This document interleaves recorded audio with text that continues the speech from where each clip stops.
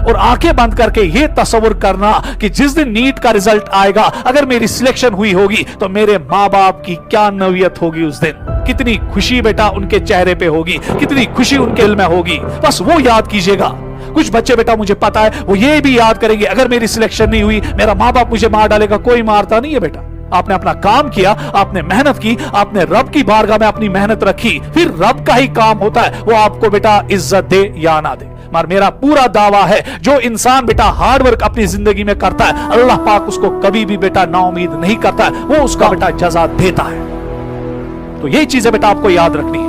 उसके बाद एक और चीज का ख्याल, जो ही आप बेटा आप सेंटर में घुसोगे, हॉल में घुसोगे, तो बेटा एक चॉकलेट भी आप साथ लेंगे, वो चॉकलेट आप खाएंगे, क्योंकि चॉकलेट में भी कैफीन है। उसकी वजह से बेटा आपके ब्रेन में जो डोप अमीन की लेवल्स होती है वो इंक्रीज होती है, उसकी वजह से आपको प्लेजर मिलता है। और ये बेटा कैफीन एडेनोसिन लेवल्स को भी ब्रेन में कम कर देता है, जिसकी वजह से आप एक्टिव हो जाते हो, अलर्ट हो जाते हो।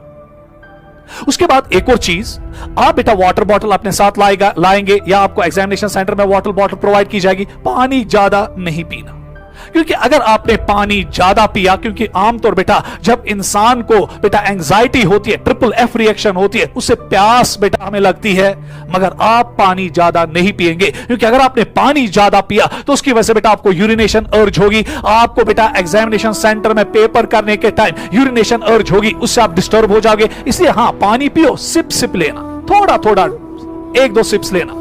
सवेरे बेटा आप 5 बजे उठेंगे, एज यूजुअल नमाज पढ़ेंगे, खुदा को याद करेंगे, या कोई अगर किसी और रिलीजन को बिलोंग करता है वो अपने खुदा को याद करेगा।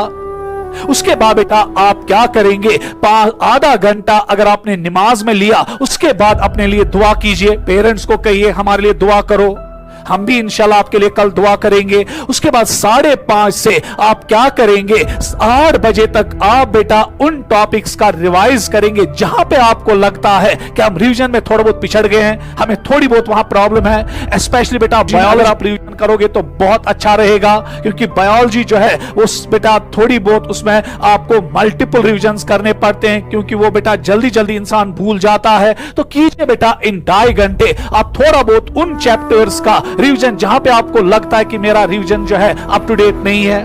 उसके बाद 8 बजे आप क्या करेंगे, आप अच्छी तरह से बेटा अपना ब्रेकफास्ट करेंगे, चाय पिएंगे, रोटी लेंगे, अगर बेटा बटर है उसको भी लीजिए, एग खाइए अच्छी तरह से, और उसके बाद बेटा आप चाय भी पी सकते हैं, कोई परेशानी नहीं है।